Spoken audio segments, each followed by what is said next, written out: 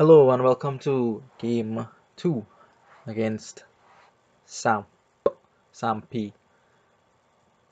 Looking at this board, I noticed mountebank with no trashing on it. So the plan to me seems like just buy a couple mountebanks and then get some gold after that. And then buy provinces. There wasn't too much I saw with the other pieces on the board. Highway doesn't seem that good, neither does Mystic nor Charm. There are nice targets for Charm, especially at 5, but I couldn't really see a nice, reliable way to gain off the Charm. I felt like I would be using it as a silver more often than not. On the opening here, I am thinking about silver, of course, and militia. The militia should, well, hopefully prevent my opponent from getting to 5 on the first reshuffle, but turns out he does it on the opening, so mountebank for them. And I do play my militia here. I consider a scouting body, but I think just silver is better. Oh yeah, this was the issue, right? The diplomat. Am I gonna get the diplomat or not? So the diplomat is nice, could be nice if I'm hit by a lot of attacks, right? So I do decide to get one. I know he has a mountebank. Maybe it'll be good. And I thought that I would get to 5 on the shuffle, opening double silver. Instead, I get double 4, which is bad, which is very bad. Consider a scouting party here. I expect my opponent to hit me with mountebank, so I could maybe get a trigger off with a diplomat. But I decided against it because it would cause me to trigger a reshuffle with the diplomat, and I didn't want to do that. I wanted my mountebank as soon as possible, so I am just going to pick up a silver. I don't see much sense in picking up conspirator here at all. So just a silver instead of this cheeky scouting party thing here, and I'm kind of rewarded here with this extra money. Contraband for my opponent is very interesting, not something I expected. Mountebank plus scouting party there for me is obvious. 2 plays already. So you get the contraband, right? And I didn't think too much of it at the beginning, but it is surprisingly difficult to prevent like all the good options here. So I first consider banning mountebank because he would want a second one, but he didn't pick up a second one when he had 5. So I feel like he would just want gold, but so that's why I decided to ban gold. Instead goes for a scouting party here as well as a charm. So he is content, seems to be content, he or she seems to be content to play with just the one mountebank. So I made the right call there in terms of not banning mountebank. Another $4 hand for me here is not good. I want those 2 mountebanks ASAP, but I cannot seem to get there fast enough. So just going to do a couple of scouting parties here to try to see my mountebank as soon as possible. I'm already behind on the curses and I would like to rectify that as soon as possible. So here I do have 8, but way too early for a province. I am just going to pick up the second mountebank here. Hopefully try to junk my opponent at least as much as he is junking or they are junking me. So the diplomat fires here, which is nice. I don't get to block. Again, still banning gold. I feel like that is the best card for my opponent on the board. So if I keep blocking that, then I should be okay. But he has other good options is the issue. So here 7, like, and he's gonna gain with this charm, which is nice. So getting something like Mystic and Highway is very nice. So maybe there is something to what my opponent is doing. He goes for Mystic and a Grove there, with the Contraband and the Charm. So that's actually, it works quite well, because if I deny gold, what my opponent can do is gain a Nobles, buy a Nobles, and then gain the gold off of the Charm. So there's no real drawback to the Contraband when you couple it with the Charm in some ways, of course, not always. I can ban province and no amount of charming is gonna get you a province. Well, it could if there's prince on the board. So, um, yeah, maybe that's the trick on this board. I wasn't entirely certain what to do on this board. I was just content to play mountebank and money here. The militia collides here, which is a bit unfortunate. but whatever. So I'm just going to use scouting parties instead of silvers mostly here to try to set up my turns and also to try to find the mountebanks as soon as possible. I'm behind on the curse split 4-1. That is very bad. Very, very bad. So now I am going to buy a gold, stick to my plan, stick to my plan. I am going to keep the curse here just because there is a chance that my opponent has the mountebank and I can block his attack or their attack with this curse. Again, denying gold. Um, and the scouting party helps to line up the contraband with the charm, right? So again, I'm denying gold here for my opponent. The charm comes out, and here he makes the play, right? Nobles, and he gets the gold anyway. I mean, it is somewhat fortunate that he is coupling the single charm with the single contraband, but he's also giving himself a better chance by using scouting party. And being able to gain more things is obviously nice, right? Obviously nice. So you can, if you could gain like two highway on a mystic, that's very nice. This is a good draw for me here. Finally, militia first to try to make him discard the curse if he had one, if they had one, and then hit them with the mountebank. More gold, very cut and dry stuff from my end. Much more interesting is what my opponent is doing. He's going after these nobles, right? They're going after these nobles, and I am okay with it.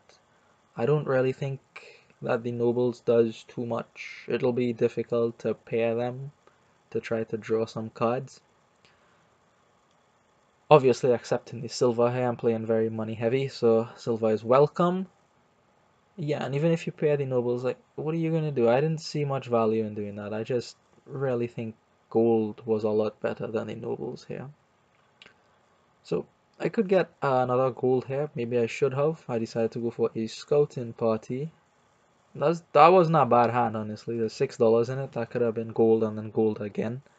But I decided to get a mystic here. The couple mystics should work well with the diplomats in that they can drop my hand size. Out comes this menacing contraband now.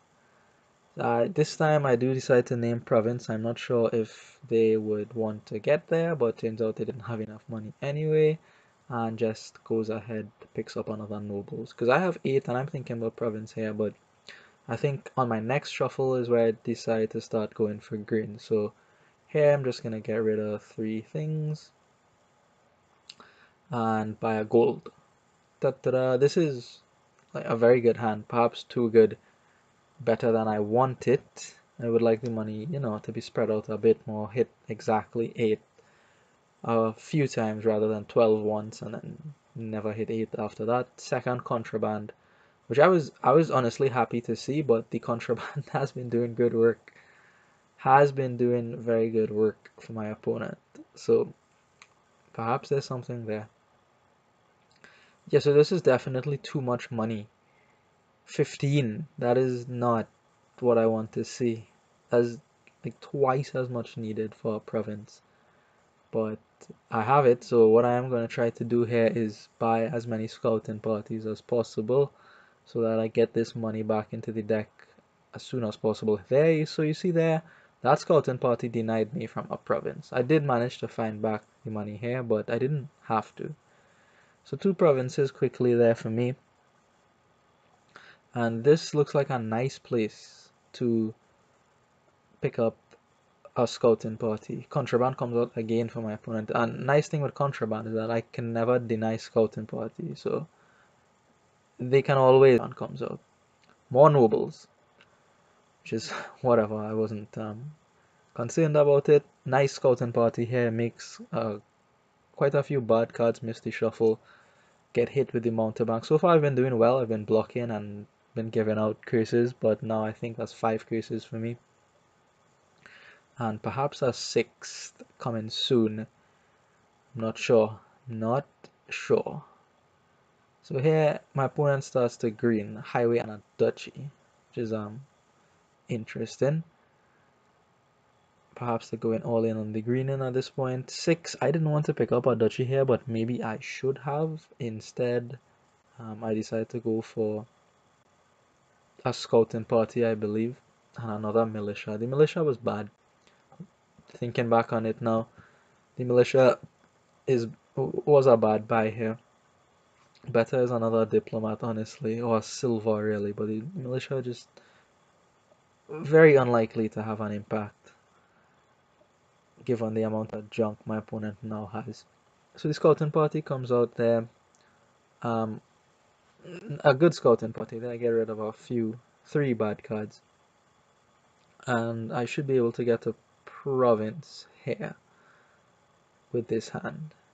If I have to guess intelligently with the mystic, of course. So I'm gonna guess something bad, and the most common bad thing in my deck is curse. Any other money gets me to province, so that is fine with me. If I see money on top, I can just draw it with the second mystic.